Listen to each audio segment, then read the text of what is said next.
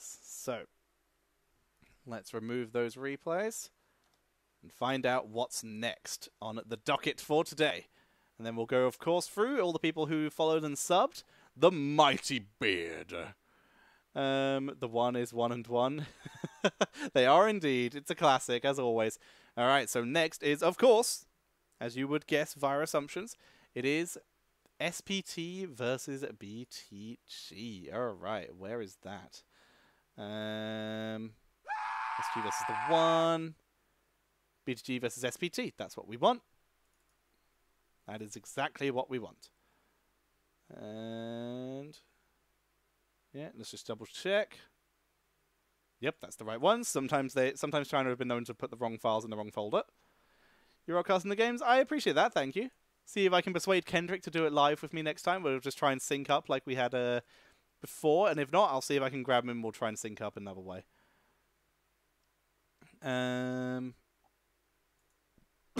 Excuse me. Alright, so then. Let's have a look here. We have... Why isn't the game loaded? Alright, once again, we're doing a... Okay, so for those of you who weren't here when I explained how I'm doing this the first time, this is really difficult to do. So basically, the reason and the way I am doing this is basically... I was just looking at the HGC China website, seeing if there were any games, seeing if they had any schedule information, because I was curious. And I didn't find any information on their 2019 season, but I found the finals of their 2019 season, of their 2018 season, which is what I am casting now, and the grand finals of that are on Saturday. And I just found those, and I found they existed, and I didn't expect that. So what we ended up doing with that was I realized that I guess I could just cast them. They have replays on the HGC China side. What if I just cast them? So I downloaded the replays, and I put them in my replay folder, and I loaded up heroes, and the replays didn't show up. So I tried just double-clicking the replays, which should load up heroes. And it wouldn't work. And I tried dragging the replays onto the Heroes of the Storm file, and that didn't work. It just looks like that it just didn't recognize Chinese replays as replays. It just wouldn't understand them. I don't know why. So I remembered how we used to cast in Technical Alpha. In Technical Alpha, there was no watch tab. There was no official replay system in the game. Blizzard didn't want people to cast in Alpha. They're like, stop casting our game, it's not finished. We proceeded to ignore them. So what I discovered is if you took a replay file, because it did save replay files, it's just when you clicked them, it did nothing. It just didn't work. But what you could do is if you dragged the replay file onto the hot support file and basically opened it with the support file for HOTS, that loaded the replay. And that still works today. So that is how we're casting these games. It's an incredibly weird, messy setup, but it's what works. So that's what we're doing today. Alright, so let's jump you into the game so I can change the team names up at the top. Okay, so on the left-hand side is SPT, and on the right is BTG. Okay. Now they know! I mean, if they haven't fixed it in 4 years, then they're not going to fix it now. This is definitely not high on their priority list, I would assume. Alrighty. Let's have a look. Also, if they did fix it, it would be just like them for taking 2 years to give us an extra zoom out option, like a halfway point between the big zoom out and the no zoom out. It took them 2 years to do that, but if they fix this in like less than a year, then I'm gonna be mad because they spent way too long giving us the tools we need. Yeah, dropping replays into the support icon in 2019. All right, and this is BTG. Move that. Once again, we're doing this very messily. I'm never the person who does this. It's usually Grubby or Kendrick who does all the obsing and all this kind of stuff. But this time, I'm doing it myself. Alrighty. Delicious liquids. Alrighty. Let me change the stream title, because I didn't actually do it for the last game. Whoops. So it is SPT versus BTG. Okay. Update title. Done. Okay, that should be good. Okay. Oh, it is material. What? I'm confused. What do you mean? Chinese HOTS is material? Oh, a Megalo material. Well, it's the only Pro Division that exists, so get over it. You got Pro. It's fun to watch. It's fun to watch. It's entertaining. So either way, that's what we have. But yeah, again, apologize. This is a very improvisational thing. I didn't expect to be doing this today. I just decided it would be fun to do. All right, so ladies and gentlemen, I think it is time for us to get ready to head into the next game. Heroes Lounge Division S, that will be coming up soon. Then we will have some more competitions, so that's going to be good to see. I'm excited for that. Oh yeah, I need to do follows and subs. So I'll do that quickly, then we'll jump into the game. Sorry for the delay, but let us have a look at people who followed and subbed. We have Zorsmobile, thank you for the follow. We have Nebula Fox, thank you for the follow. Sturgio Enenera and Son of Stew, thank you very much for the follows.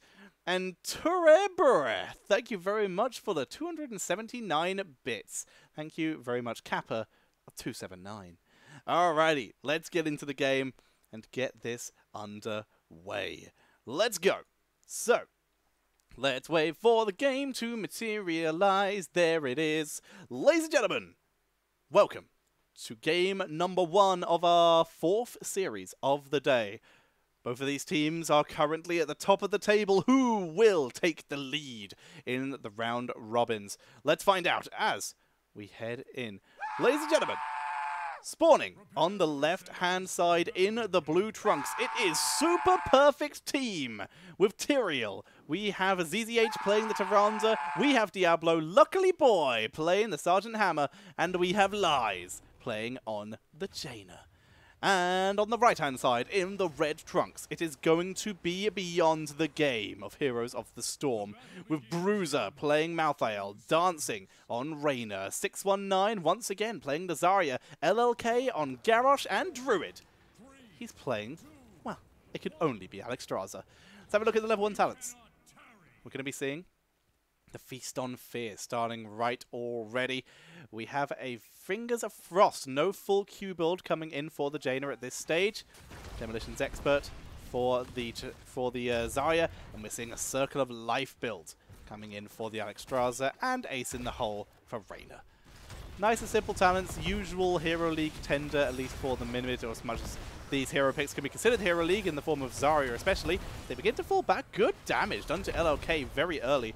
But Hammer, Diablo also wounded, but is healed up effectively as Bruiser moves into the top lane to begin his soak. It's going to be Tyrael to match up with him once again, as you would expect to see. In the meantime, in the bot lane, Sergeant Hammer is going to eat some harass, but will be able to disengage effectively from Garrosh already. No troubles there, at least for the moment. Both teams playing a little bit passively. They would love to be able to engage each other, but no one's over-committing for anything as of yet, although they do creep forward for Diablo there. Not enough to lock him down, not enough to over-commit at this stage. So they drive him back. Al comes out, hits Dancing, forces him to back up at least a little bit, and he's going to start on the Mercenary camp. No Exterminator here, so he's just going to be doing this at a regular pace. Accidentally leashes as he runs through the bush and has to burn his healing there, that Adrenaline Rush. Bruiser hovers around. He's just here for wave clear at the moment. No rush here. Garrosh finds ZZH, but is not unable to keep up and will not be able to chase him down. Druid comes in to help, and Dancing will be able to finish this off now without losing too much more hit points. Grabs a globe as well. Both of them come out of this pretty reasonably in terms of mana as well, so not so bad for them here. The Angels continue to battle in the top lane, and Zarya holds the XP in bot lane, just in time for Alexstrasza and Garrosh to come down. They will be able to scout this out. It's a 3 versus 3 currently, with Reyna and Jaina both on the way in here. Knock up from LLK as he creeps forward, looking for his chance. Good stun onto him here, and down he goes. No, Alexstrasza keeps him alive, but finished off by a Sergeant Hammer Mine at the end. And with that, man advantage is still in favor of SPT here as they drive him back, with Tyrael arriving just as Malthael does, negating any kind of turnaround man advantage they could have had, and they are able to keep themselves under control. Tyrael Heads back to top lane, make sure he grabs any XP on the way, and stays around until Diablo gets there so no XP is missed as the objective begins to spawn. So with that kill and with that mercenary camp being taken, SPT takes a small experience lead over Beyond the Game at this moment in time. And we immediately see mercenaries being taken on the other side as well by Beyond the Game, burning through this Fallen Shaman camp. And whereas on the other side, Jaina and Duranda doing a similar job. But Jaina burns a lot of mana doing this. She is going to get a globe, but I wouldn't be surprised if she maybe grabs a fountain before the objective starts to concentrate on mana first. No, it looks like she's just going to focus on killing off this globe without burning too much mana. Just a single blizzard is enough. That keeps her on just above 2/3 mana, when she'll be able to join the fight. So then, Bruiser looking for his opportunity. Luckily Boy already sending in the pain, but a quick toss by Garrosh. Body blocks attempted, but no one was in position to follow up the burst here. Reyna doesn't exactly do burst, so they are going to have to wait at least a little bit for that. And we will almost certainly see the last rites coming in later on. Druid pops the Dragon Queen. They're going to move in here, looking for an opportunity. Quick siege tactics completely prevents the knockup from LLK here. And they're able to pull back at least a little bit until this Dragon Queen expires. Good control being applied here by Beyond the Game. And that will allow them to grab the first Punisher of the game. Despite being a little bit down in experience, their objective control is insane with Druid here. And this is what they've shown throughout all of HCC China, so it's good to see that continuing. So Punisher continues to push in as best it can. All three, both towers and the fort all ready to the pain. Hammer is actually out of range, and I don't think he realizes. Finally unsieges and moves back in. Gonna start a step against it. Tyrael gets stunned, but Hammer, now re-sieging, is able to finish it off. Meantime, Malthael not able to save that tower here, but is going to be able to clean up the rest of the Fallen Shaman camp. Opposing Fallen Shaman camp was slain before it even reached the fort, so a bit unlucky there. Bruiser actually waiting for a bit. Doesn't finish off the Shaman itself. That's interesting. He's letting it keep his lane pushed. Because if he keeps his lane pushed without taking too much structure damage, he's not in a position where he's going to get ganked. This is actually a pretty smart move. It's going to be cool to see. But he was under no danger in general, but it's still nice to see that kind of map awareness and that kind of quick thinking. It's so easy when you're against a Fallen Shaman camp to think, oh, if I let it spawn more dogs, it could keep pushing. But in some cases, if you know you have the clear speed to kill it, maybe just letting it keep your lane pushed up so that you can stay safe is the wiser option. Al sees this camp being done, able to smack into Druid here. They are going to pull back and take a safer rotation route. 619 is spotted. Heal is landed. No one's in immediate danger. They're able to pull back pretty easily. They keep themselves alive. Lies comes in. A little bit of harassment. Nice Kona Cold onto dancing there, but it's healed up by Druid. Keeping them alive. Continuous harassment. Once again, more stacks on 619 here, who is already finished, actually, Demolitions Expert, so no more stacks.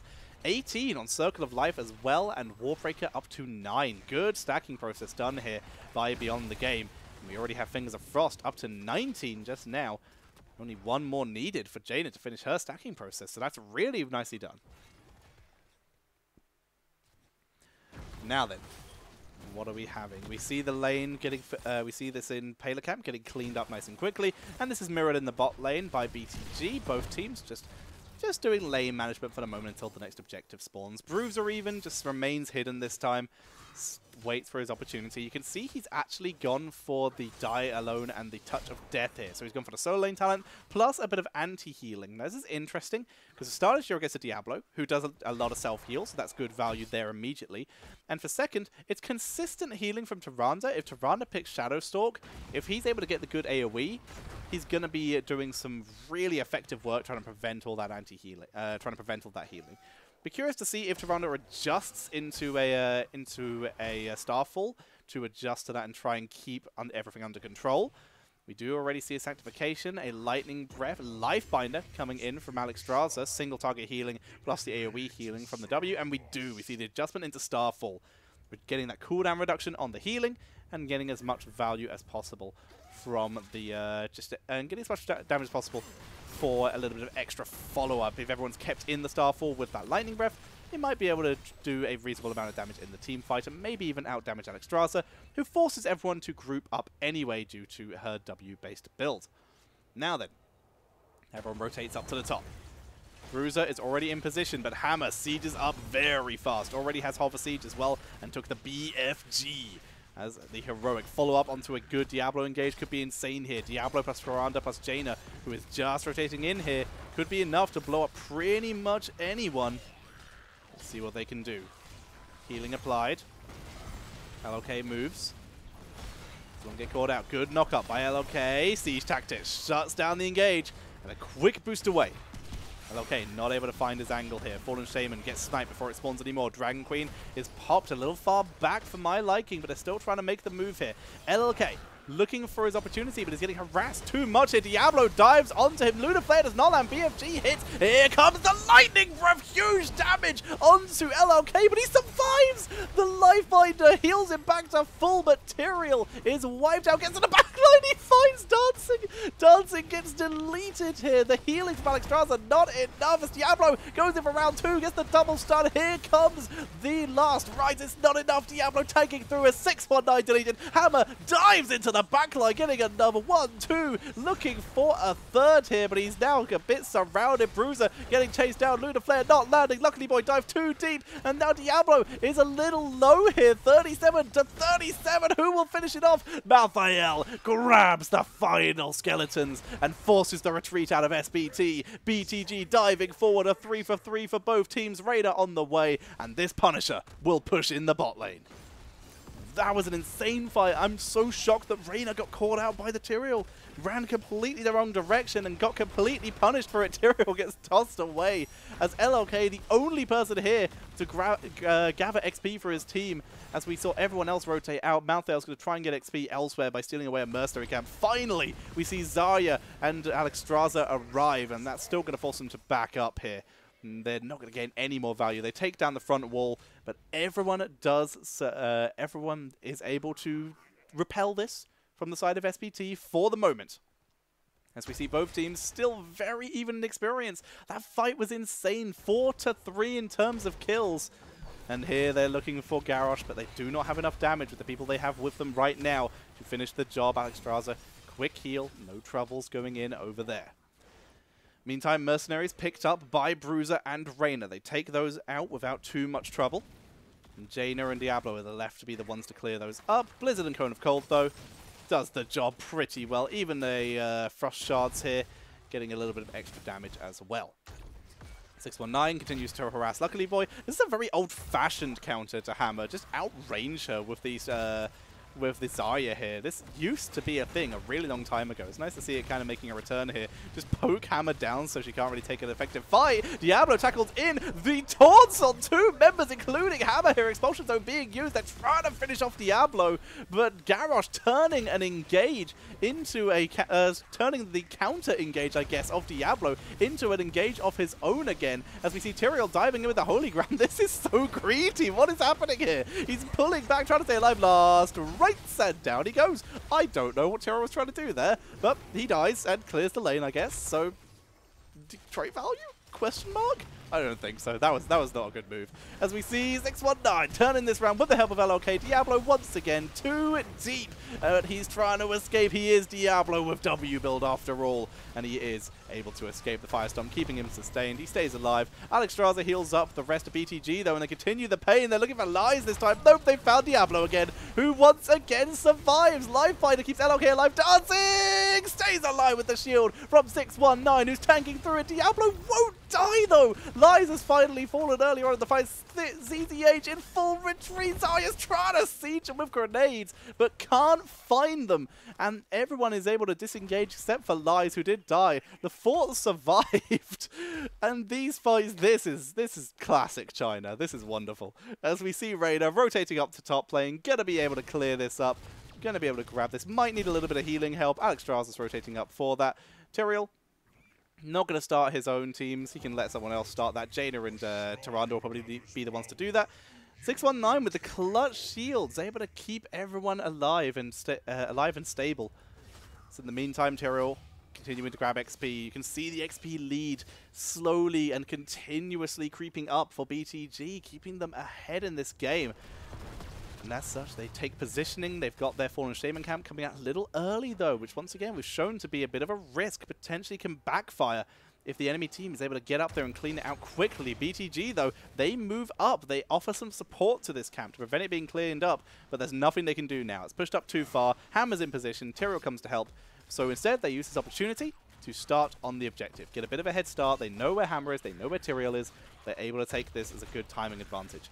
Jaina rotating down for the mercenary camp while this is going on. She needs to hurry up with this, otherwise she might be late if her team does intend to create any kind of interruption here. So we see the harassment and the poke coming into the best of their abilities. Diablo poking as best as he can, looking for his opportunity. Quick heal from BTG, making sure that nothing is going down. They don't want to get blown up by a quick Diablo engage. Diablo, by the way, hitting level 16. He's already gone for the Hellfire, that extra spell power. Is he going to go for the Debilitating Flames? That is the question. Will he continue that full Firestomp build? So far, no, he isn't. The Domination wants to keep everyone locked down as best he can. That is their best chance of getting a quick blow-up as we head into this Punisher, picked up by BTG, and they creep forward. They've got their own gain train now. They've got the Earthshaker, that stun when people land. Going to be a huge protection here. The overprotective, that shield from Alexstrasza, keeping everyone healthy. And the Shroud of Wisdom plus Soul Collector for Malthael. He wants that damage. He wants that sustain as they creep forward. Punisher over the wall. Quick removal with a Celestial Attunement from Tyrande, keeping Diablo on the move. Tyrael over Holy Ground, preventing anyone from diving through the gate if they did kill it. And as such, the Punisher is wiped out with the greatest of ease. But the front wall, again, already taken out. As SPT, they hold themselves in the game, but they're creeping, BTG, sorry, they're creeping further and further ahead here, making it look very much like the end of last season, where they were able to make some really good, the early part of last season, where they're able to get some really solid plays.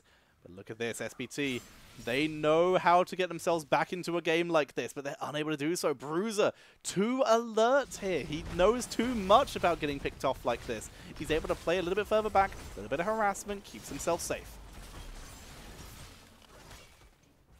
Here comes the rest of BTG. Can they turn this round? They still have SPT have sank, and it looks like they might have to use it here. Diablo tackles forward. Oh, he gets tossed in. He's in trouble. He is taunted. The Groundbreaker is dodged by everyone's speed boost from Tyrael. They are holding onto this sank. And as such, only burning the Starfall and the Water Elemental, they are actually able to disengage, but they did force the taunt out of Garrosh. This does come out effectively ahead for BTG in terms of cooldowns. But it is very impressive that they were able to escape while holding on to that Sanctification. Now then, BTG creeping forward, trying to make the most of that momentum that they came out ahead in terms of cooldowns. Trying to get some pressure on of their own. Another Earthbreaker. Jaina is around the area looking for an opportunity, but Bruiser is already rotating away. Looks like they're done with this push. They know that Hammer is going to be too hard to push into, at least for them at the moment, so they let it go. At least in this particular scenario. Diablo awaits his opportunity to find someone out of position and pick up a quick kill. This would be what SPT need to get themselves ahead, as right now, of course, the next objective is going to be at level 20. This is, sorry, not next objective, the next advantage is going to be level 20. As currently both sets of talents are even. With bot lane getting cleaned up without too much difficulty. This is a much more of a calm time for both teams. We already see LLK moving up to zone for his mercenary camp as Druid moves in. Reyna are approaching as well for that Fallen Shaman camp. Cooldown on this one is just about to come up as well, so SPT will be able to move into their own Fallen Shaman camp too, but they're also going to be able to pick up the Impalers as theirs are timed a little bit better. Still a minute to go for BTG's next set of Impaler camps. So they're more than happy just to pick up these Fallen Shamans, get a little bit of extra pressure onto this top lane. As Tyrael burns through this, he might need a little bit of help. The Burning Halo is a little bit of extra damage there for them, but they don't want to. They don't want Tyrael to lose too much health or mana. They're actually going to back up here. Okay, no, he moves back in. I think he thought there might have been people coming in there, but everyone just showed him bot lane. They know they're pretty comfortable to do this. And they also know that BTG won't push too much further because it would be a bit too risky. Indomitable used. You see LLK, he was very much thinking about looking for the turnaround play there and trying to get that toss, and picking up a quick kill for his team would have been perfect timing with this objective just spawning. Jaina rotates in, Got to be careful of Holy Ground in this little area here if you get caught out. This is where it can massively backfire. Quick route onto LLK. They know he's using Indomitable. Dragon Queen coming out. 619 as the different team is LLK getting dropped down. Sanctification on the other side, keeping everyone alive as the Expulsion Zone comes out, trying to zone Hammer away from this. The Lightning Breath is disengaged from as ZZH is getting chased down by Bruiser. Last right down he goes. And Luckily Boy is in full retreat as well. Diablo completely isolated from his team. And BTG take a solid and easy 2-0 fight. And they're going to be able to also pick up the Punisher. This will rush through the bot lane. They will easily take this down if they are able to make good use of these minions. They might not even need to sacrifice any Punisher health if they can do it effectively, making use of the BTG's shields from 619 and Druid and the minions. But no, the Punisher comes out first. It will take the aggro. And as such, it will take a little bit of damage. But it's still going to be incredibly healthy by the time they arrive. And some Impalers will be joining them pretty shortly when they push into the keep area. Now then, Hammer's already in position for the defense. Malthael has weakened this camp. He has not actually finished it off here.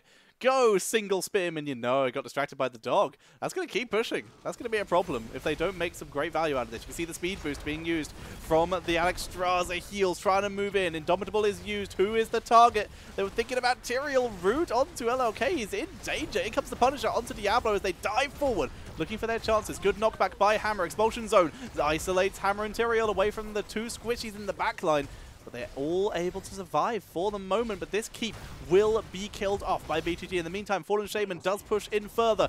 But the Punisher finally going down with a good zoning route here. This could be dangerous as BTG is slowly beginning to tick away at this core. Sank has come back off cooldown though. This could be where SPT make the turnaround play. They're creeping forward. In comes Dibbles. The taunt is dropped. He's trying to survive. Last Rites deletes him. Sank on just Tyrael, trying to get Diablo in it, but it does not work out. Now it's a 4 versus 5 fight. Diablo, though, he had souls. He returns, but he's basically baby Dibbles as they try to survive. Caught out to half health. Lightning Breath. Tyrael goes down, but trait value. No, the shield completely blocks it. But finally, Tyrael is taken out. Malthael goes down. Hammer, Jaina, and everyone else. Tyrande and Diablo cannot hold this. Malthael has even returned to go clean up his lane, clean up his base. And that is going to be game number 1, going over to Beyond the Game. Very nicely done there by Beyond the Game, taking game number 1 versus SPT. Give them their lovely point. Thank you all very much for the follows. Let's have a quick look at some of those end game talents and stacks.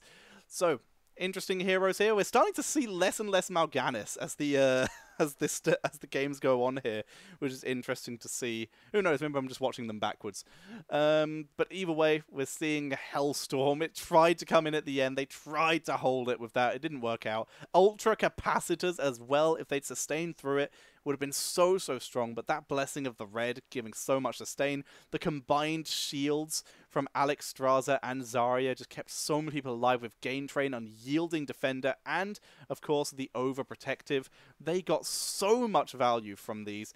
And of course Malthael just coming back at the end to go clean up his own lanes. Absolute value. They're very effective by Beyond the Game. And of course, just giving that extra speed you get from the not Verdant Forest, sorry, the Surge of Vitality. That extra movement speed onto Garrosh just gave him so much engage potential. It gave them so many good opportunities. Let's have a look at the stats. Jaina doing the best wave clear on the side of SPT, having to spend most time in the lanes clearing them, as Tyrael was more of just a protector to the lanes here.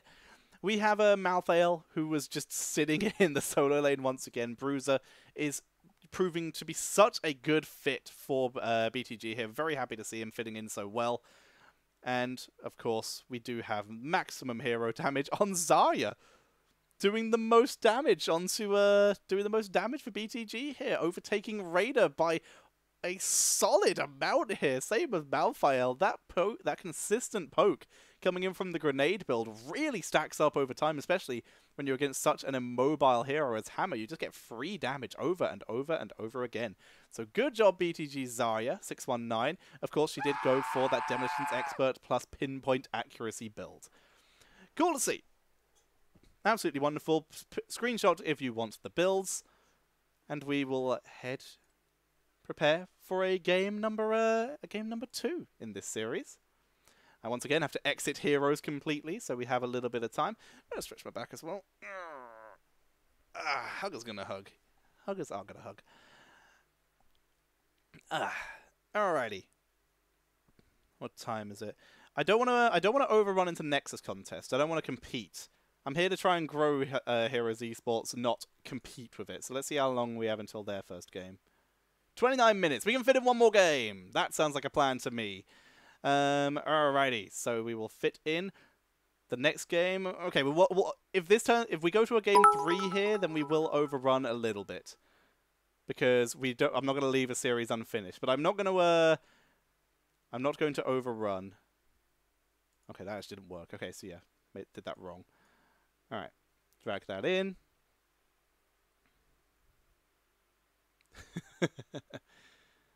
Yeah, there's a little bird there.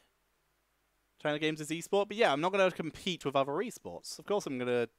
I mean, second we finish, we're hosting Carla, so that's the plan. You stand up more often to prevent back problems? Yeah, it's probably a good idea. I'm currently wearing pajamas though, so I'm going to avoid that.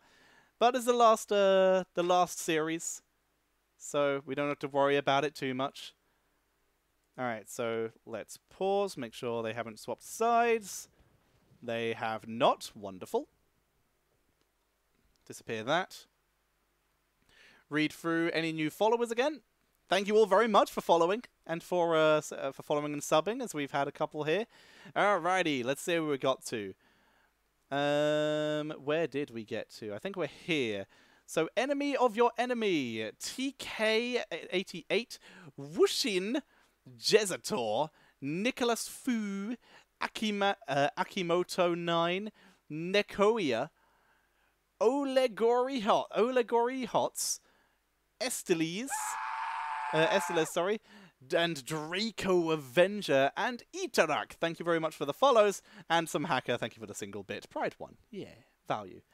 Alrighty, so, everyone, if you enjoy what I'm doing here, you want to keep supporting this, then be sure to hit the sub. If you want to support me better, because Twitch takes a big percentage of subs, if you want to be a little bit more there, and I will probably set up a goal for if we reach a certain amount, like if I can reach $250 a month, I think, which is a part of my rent, not a full amount, but it's a big part of my rent on my Patreon, then I will clean feed cast HGC China this year. That's my plan, that's my promise to you guys. I'll set up a goal for it on the Patreon, but that's what I'm going to do. I might do it anyway, but I need money to be able to afford rent to do it. If it's not financially viable, it will not be done, of course. So, ladies and gentlemen, 300 bits. Thank you very much, Rubicon. BTG, always a pleasure to see Hammer lose. Fair enough. And Scoberget, thank you very much. All right, let's not waste any more time and head into the game as we thank Crimson for the follow. Let's get into the game. Main, thanks for the follow. Let's jump back in. We can't wait. We can't do this all day. We gotta cast the game. Ladies and gentlemen, as we wait for the game to appear on our screens, I will introduce you to Volskaya Foundry. And ladies and gentlemen, spawning on the left-hand side, currently 0-1 down in this series, it is Super Perfect Team with Blaze, Sergeant Hammer, Blaze Hammer? How did I get that? Blaze, Diablo, Luckily Boy playing on the Reyna, Lies is playing on the Zarya this time, swapping it around, and ZZH is playing on the White Main. And on the right-hand side, it is going to be Beyond the Game of Heroes of the Storm, where we have Dancing on the Kel'Thuzad, 619 on the Anubarak, LLK on Tychus, Druid on the Tyrande, and we have Bruiser, once again, on that Malthael. Welcome to the game! I am Tetra, of course, your caster, and this is the HGC China Grand Finals for the Gold Division. Let's see what they can do. We're starting off with an Arubian Armor, blocking some of that AoE ability damage from Zarya. Keep that sustain going when the shield is up. And we have a Plague Lance coming in for Dancing, going for that Q damage. This is the Grand Finals. This is a group stage of the Grand Finals from the top 4 teams of HGC China to decide who is the HGC China champion for 2018. We're a little late on it, but the Grand Finals for this are on Sunday. So on Saturday, so we'll see what we can do to maybe cast them live, and if not, we'll steal them replays. Now then, push coming in from BTG. already trying to get some pressure. Their rotations are a little bit faster here. They find a Nubarak though, but SPT not able to finish the job. Diablo not able to get the kill. 619 forced to pull back. In the meantime, Bruiser just chilling, holding the lane for the moment. He's gone once again for Fear the Reaper, not planning on doing too much lane rotation. So we'll keep them back at least for a moment.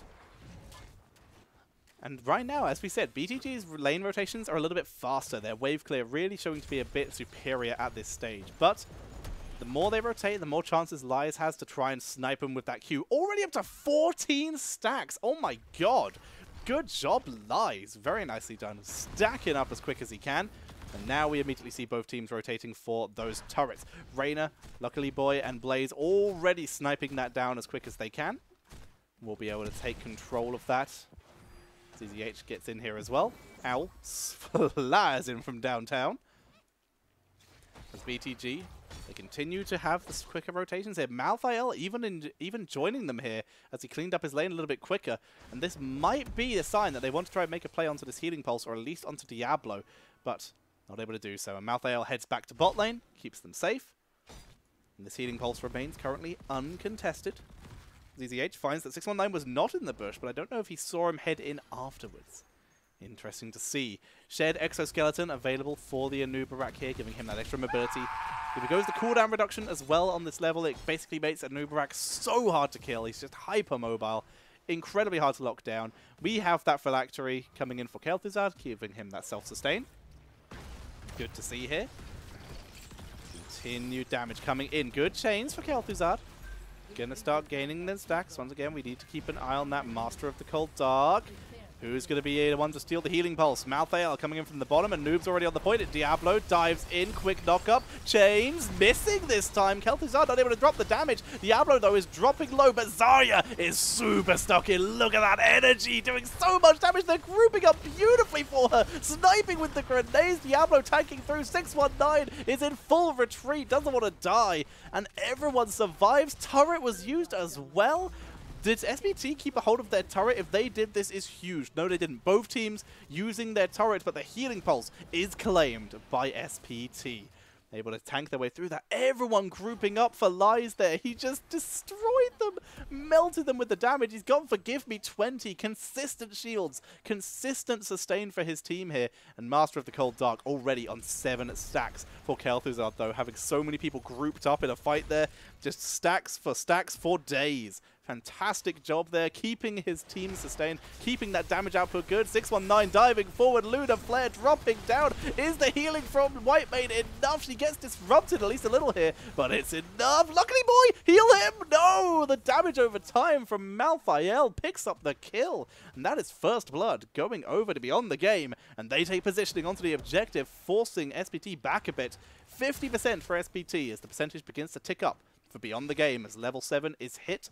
Beyond the Game first, Subterranean Shield once again, not going for the cooldown reduction. The Accelerated Decay is a full Q build. This is the meta that was just starting to come in at the end of 2018 when we were just approaching like the latter part of the year when he got reworked a bit. Malthael still going for the same build as before. Die Alone and Death Touch for Bruiser. Tychus with the concussion grenade here, interestingly enough. The extra radius and knockback. They dive onto Diablo again. Intercession is used. Luckily Boy is pulled in by the chains, but Diablo is already disengaged. Here comes Blaze with a big hit here, but eats so much damage. It is contested. Lies holding the point. Blaze creeping forward. And they're trying to use this huge sustain they have with Blaze, Zarya, and Diablo to try and hold the point and force BTG back. And they are successful, at least this time. They force them back, 50% to 99%. There will probably be one more fight as BTG attempt to raid this one more time. They're still a little bit low. Grenades still continuing to land here.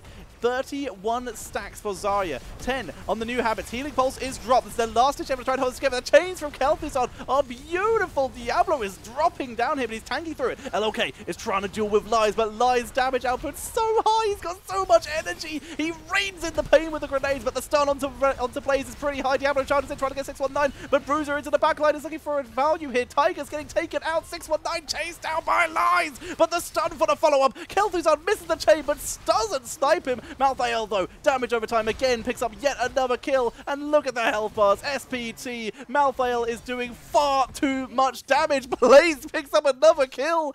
Blaze sneaks away, but look at the health bars. Tyrande and Bruiser will be able to clean up every one of these members. Lunar Flare for another kill. Malthael is delivered to Raider, but Raider heals up. Tyrande dropping the damage. Diablo cannot sustain against Bruiser, but Bruiser is out of mana. Druid desperately trying to keep the two of them alive. This is the first objective of the game, everyone. Tychus is back alive, moving forward, luckily. Having to knock him back, he is forced off the point as the percentage begins to tick. Diablo gets back on. The congestion keeps him alive. He heals up a bit, but here comes Bruiser looking for the kill. The grenade actually saves Diablo's life there. Bit of a misplay. Bruiser getting chased down. Diablo doesn't charge. Chains of Kel'Thuzad, though, lies, eating the damage. More percentage. Everyone's trying to disengage. Tyrande gets focused down. Diablo picks up the kill, but gets taken out himself. Bruiser finally down as well. SPT, this might be what they need. And Kel'Thuzad is dropping so much damage here. Tychus taken out, and finally, SPT take control. Dancing looks for one more kill, but can't do it. And SPT, they are able to pick up the Protector. They pick up level 10, and they're going to be pushing in the top lane. What a battle for these two teams here as they move into the top lane. What can they do with this? In comes the Burning Laser. They wipe out the front wall. They look for more pressure. Heroics are normal, but we do see Shadow Fissure and Tormented Souls wombo combo at the ready if they can get it. As the Protector piles on the pressure to this top lane, desperately trying to get any value. As they creep forward, BTG, LOK creeps away, stays alive this time. As they move forward. This fort already taking a fair amount of damage. Chain comes out. Zarya dropping low. Down she goes. A beautiful chain from Dancing. And Noob, though, was sniped in exchange here. The Tormented Souls, despite Malthael being CC'd there, he's still able to drop the damage. Here comes the Odin fighting over an already dead fort here. And the Odin going to get very little value here. Fort is taken, trading 1-for-1 in kills. And that comes out way ahead for SPT, forcing LOK to burn that cooldown. Let's have a quick look at the stats. As everything has calmed down and we wait for this Odin to expire, they will probably not fight until it has done. So we see new habits already complete, pinpoint accuracy already complete. Malicious Expert, sorry. They fired Kel'Thuzad, who's running away. He's got 8 stacks on Phylactery, and he has fully stacked Master of the Cold Dark already. Great news here. Kel'Thuzad's damage output is only going to get stronger and stronger. Remember, he has Shadow Fissure at the ready here. Let's see if we can start out to get a Noob. Get stun locked here. Here he comes, moving in. Malthael, there is a lovely Scarlet Aegis, forcing a Noob to disengage. And that's going to be enough with the expulsion zone at the point as well. SPT, they claim control, and they're able to grab that healing pulse. Immediately, BTG heading down to the bottom lane. They want control of their turret. They can't afford to let SPT move in and try and steal this because, well, that's the one opportunity to start getting back into this game. With that, they pick up the turret. They get a little bit of control. Top lane is once again the lane they need to fight over. And, of course, well, BTG no longer have a fountain or a fort in this lane. This is bad news. They have nowhere to retreat to, so they need any items they can. And as such, they have to try and make these risky plays. They start on this. They know that everyone from SPT is here. Bruiser backs up. 619 moves in. Quick cocoon here. They finish the camp, but can they steal his expulsion zone? Says nope. Tormented Souls, so much value. Here comes the bunker. We see Diablo getting in the bunker, Raider getting in the bunker. 619 has nowhere to go, just gets wrecked. But look at this again. Malthael dropping so much damage onto everyone, but this time no one dies. They are able to sustain. Looks like there was a pause. Once again, we're in a replay. We don't have to deal with that array. But Dancing and Malthael, if they take more fights like these big grouped up ones and Anub'arak can sustain just a little bit longer, they will start winning these fights. They keep fighting in these tight enclosed areas, and this is where they're going to start to snowball, especially as Malthael keeps getting into these later stages of the game where he himself can gain even more sustain. It's going to be intense. We need to start seeing SPT be careful and maybe split in their fights a little bit more. Now then, Diablo, cleaning out the lanes, keeping the control on the map as best as he can. As we see everyone in the mid lane trying to put some pressure on for BTG. No, they're just going to move to top lane instead. Cleaning out the catapults, keeping control, keeping everything going nice and normal. See you later, catapults. So this mercenary camp is pushing in. We do see the responding one from SPT as well, though.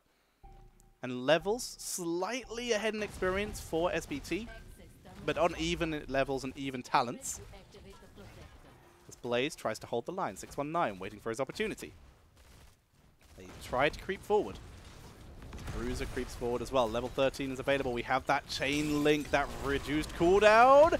Nice move back into session, keeps him alive. Zarya's gaining stacks. Tormented Souls, though, coming in. That Aegis won't help you against percentage damage. But Bruiser has finally expired already onto his Tormented Souls. He's starting to get focused down. He needs so much damage, but he's healing up. He jumps back in. The double kill! And suddenly Kel'Thuzad pops off, landing the Qs, landing the damage. Another one as well. He looks for more. Bruiser might have bit off more he can chew here. Kel'Thuzad creeping forward. He wants it. He wants the one more kill for the full team wipe. They chase it down. Damage from Tychus. There's the chain. They pull him in. And Diablo bites the dust.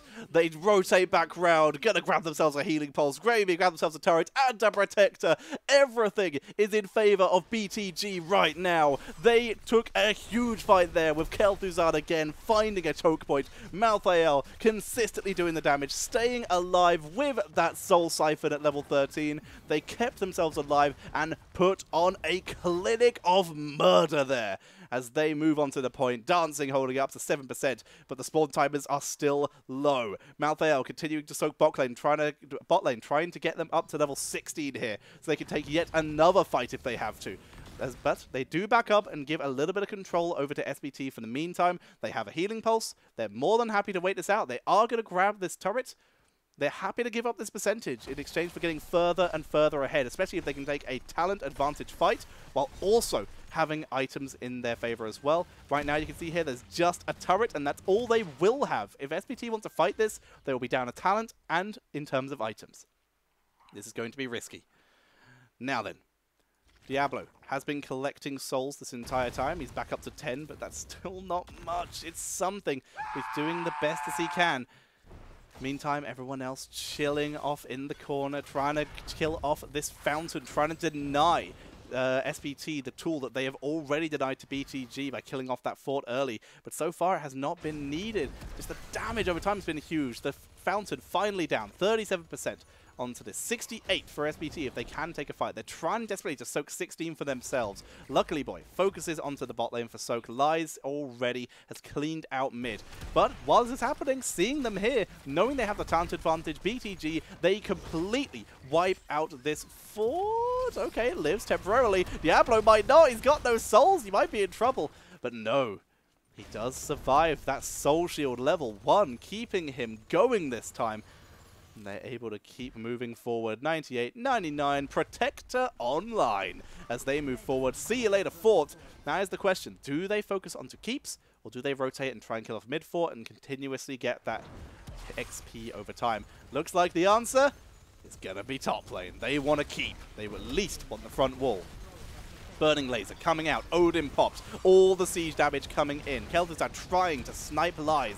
Unable to land the hit this time, as Diablo, still very low on souls, eats a little bit of harassment, but gets healed up. Luckily Boy eats the damage from the Odin. They actually dive onto the Odin here as they turn it around and Uberak with the quick CC. Diablo, soul shield once again, keeping him sustained. This is such a clutch talent right now, keeping him going, as they have everyone here. Odin has expired. Chains do land, but not a huge amount of damage output. More Qs coming in from Kel'Thuzad. He's got the Arcane Echoes now, so even more Qs. Just smashing those, smashing that CC. Good target this time, finding the Reyna, but Intercession keeps him alive. LOK also eats some harassment from that Reyna, forces him back. Zarya now with that Give Me 20, fully stacked, more cooldown reduction on the ally shield, keeping them alive even longer. Very important when you're against a Kel'Thuzad. You want to obviously stay alive. Chains land. Root doesn't. The Shadow Fissure does. The Protector dives in, but is unable to finish the job. So many members dropping low, but ZZH has been doing a fantastic job healing everyone up, or at least giving them a chance to heal themselves up. Now then, Everyone rotates up. They could grab another... No, they can't grab another biotic emitter. Oh, it is. It was here. Sorry, I was like, why isn't it on his point? It was chasing down Bruiser. And it looks like SPT are actually going to try and take it. Even Talon's Blaze is in trouble. Quick intercession. No, that was New Habits. And suddenly Diablo dives so deep. Tormented Souls. This could be a big mistake with Whitemane. Nowhere to be seen. The bunker is trying to buy them some time. Zarya, last one to come out. They need to save Whitemane. Where's the shield from Zarya? There it is, but it's not enough. Down she goes. And that is huge. Taking out the support completely isolated like that. Diablo gets a little bit of extra CC, but Zarya can't get stuck in the fight. She's too low. The healing pulse completely allows BTG to keep pushing this in. Blaze has support. He has no health to be able to continue this going. That's just going to be another fort going over to BTG. They're looking for more. But no, the self-unstoppable coming in from Zarya there, coming in with the unstoppable competitors, preventing that engage from happening. Whitemane, 20 seconds out. This is easily going to give time for BTG to grab control of this healing pulse. That biotic emitter. But Zarya, making the best of the opportunity, going to start controlling this turret camp, giving themselves an item. Reyna will have to pick that up unless... in comes Bruiser from the side. They've grabbed the turret. They might just have to drop him here. No, Blaze comes in with a disengage. No, it might be enough. Lies goes down. He didn't drop the turret in time. Diablo coming in from the other side. He picks up the turret, but he's in the cocoon. Oh, no. Diablo. Beetle, live for something for Diablo to charge to. No, Beetle's dead. Looks like he's going to let him go. Diablo. Okay. This is a bit unorthodox, but... Excuse me? How far back are we talking here? They haven't finished the turret yet, so play.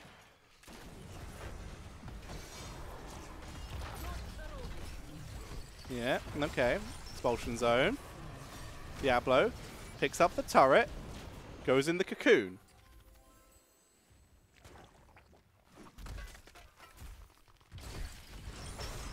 Yeah, that's fine. That's fine. That's how the game's supposed to work. But Diablo does survive as such. Zarya was taken out. Was able to keep going this time. Diablo does pull back, make sure he doesn't get caught out of position. Reyna goes up to clear top lane. Apparently it's a known bug. Fair enough. Good to know. Didn't know that. So we see Bruiser cleaning up the lane as well. As best he can with Blaze. They're just grabbing mercenaries at this point. They're trying to de-push, trying to gain any advantage anywhere else they can. But bot lane already taking damage. 619 making the most of those beetles, spamming them out, keeping the pressure on. That's all the plan they have right now. Blaze even going to be rejoining the team. They could go for a 4v5 here. As Malthael is not with the team. Diablo's finally got his souls back. Finally, we're going to be seeing a fully stacked Tyrande for the first time today. Lunar Blaze actually stacking all the way up. Nicely done. But they're all going to pull back. Malthael even going for his own team's camp at a greedy play. But they have the time for it. 8 seconds until the Protector is online. That's also not how it's supposed to work. Sorry, I guess that happened when I rewound, but that happened. Ignore that. Nothing's wrong. You can still see it underneath, sort of. All right, percentage begins to tick up here for BTG. Tychus holding on to his level 20, at least for the moment. We'll have to see what he adjusts into for the moment. He's got That's the Stuff, a little bit of healing potential here. Kael'Thuzad also holding on. As we see an aggressive move in here. They know that not everyone's here for BTG. We can see SPT trying to get any kind of pressure they can. Stun misses. Extra bit of grenade pressure. Both of them still holding on. Level 20 getting closer and closer. And Nubarak is still not with the team. He's still on the point. They're just defending this, trying to disengage, trying to dissuade. That's all they want to do. They're doing a fantastic job of it. They've been able to kill... SPT have killed off the front wall. BTG are more than happy to let that go in exchange for keeping that keep alive and securing this. 60, 94%, 96, 98, 99, and 100. Protector online, but Noob is alone. His team will arrive just in time, though. They're going to be able to try and move up, and the question is, where are they going? Are they going all the way to top lane, or are they thinking of going mid lane? They get everyone all in. Looks like the bot lane is the lane of choice. They begin to move through. Waiting for their opportunity. Chain just short on range this time. They're actually swapping out members. Tyrande is going to get in here. They don't want to lose their support before the fight continues. But they need to be careful. They need to be willing to jump her out of that protector if she is needed in the fight. Here comes the Odin. Diablo wrapping around, but look at Kel'Thuzad already backing up, being safe. We see the big red button already being picked up. Kel'Thuzad still waiting on his level 20, but level 20 is now available for SPT as well. This is their last chance. Diablo dives very, very deep to look for the Odin, but is unable to land it. Dodges around the big red button, has eaten a lot of damage here as the Protector is moving onto the core. Diablo needs to get this turret out onto the board. Good change. Shadow Fissure, the Scarlet Aegis keeps them alive for now, but it's not enough. Protector dives on him, and Whitemane is the first to die. Diablo trying to do anything he can with the lightning breath. It's about to die. Double turrets onto the Protector, finishes that off, but 83% on the core. 619 dropping low to Randa, healing up though with the extra healing. The Elun's Grace lies. There's nothing he can do. He has full energy, but no health. Can't even make it to base thanks to the CC. Diablo is alone, but this is going to be game. No one left to defend the core. And that is going to be BTG with the 2-0 victory over Super Perfect Team. Very nicely done, and with that, BTG moves to the top of the table with a solid 4-0 record in terms of maps. SPT, they move down with a 2-2 in maps and a 1-1 in score. Still a little bit ahead of the 1, who do have a 1-1 in game score, but they are 2-3 in map score. Well played by them. Let's have a look at some of the stats. We can see here that everyone stacked. Everyone who had a stacking talent was able to stack it up effectively, and very well done. We had 192 on In the Rhythm. Very nicely done by LLK. And as we look at the stats here, luckily, boy, he did a good job. He did good damage output, but it wasn't enough. And oh my god, Whitemane, so many times her team nearly died. Was she able to turn this around? But it just wasn't enough. And Lies, so many good fights earlier on. Not enough as the game went on as it was. BTG though, Tychus, what a hero. He was the unsung hero there, just shredding through Diablo, dissuading him, killing off Blaze. The grenades were great CC tools. But Malthael and Kel'Thuzad working together every time fights were in choke points, which turned out to be a lot. Just spamming that damage over time, doing so much work for the team, just causing absolute chaos for anyone who was grouped up, which was, again, happened a lot. So really impressed by that play. Very nicely done. And BTG, they will take game number 2 and the series. So then, that is all I'm going to stream for today, because the Nexus game series is going to be starting soon. But there are still more games to cast, so I guess I'll pick them up tomorrow. There's still 2 more series to cast. So tomorrow, I guess I will pick up casting more of these games with SPT versus CE. And then after that, it will be BTG versus the 1. And then I guess I will go back to playing some normal games until the rest of the stuff happens. But yeah, I hope you all very much enjoyed. Hope you all had a wonderful time today. Let's read off any subs and follows that I missed. Let's give that a quick refresh. Will it end up on YouTube? I don't know. I'll have a look. I might export them to YouTube. I'm sure people would like to watch those. Okay, so where were we up to? We were up to An Awesome Hacker. That was it. Etarak. All right. Main. Crimson 000. Sko Burget. Ross Me Erickson. It's the Frizz. Lotak 585. Coda Bear with some numbers. Squint 583 and Snake Eyes 3X. Thank you all very much for the follows. And then we had Rubicon with 300 bits. Always a pleasure to see Hammer lose, which we did see earlier on. And then we had And Awesome Hacker again with 19 bits. Thank you all very much for the follows and the subs throughout these series. I hope you all had a really good time. Now let me try and find Carla's account. Oh, it's Caldor casting it. I thought it was Carla casting. Is it not? I mean, it's fine. I'll host Caldor because esports. Yeah, it looks like it's Caldor. All right, let's host Caldor then. We are more than happy to do that. So, ladies and gentlemen, I hope you all enjoyed. I'm going to send you over from watching some HGC China to watching France versus Finland, cast by our wonderful Caldor. Give him all the love you gave me. Excuse me, all the love you gave me today. Enjoy the show. Hot esports. Let's go. And I will see you all tomorrow. Thank you very much. See you later.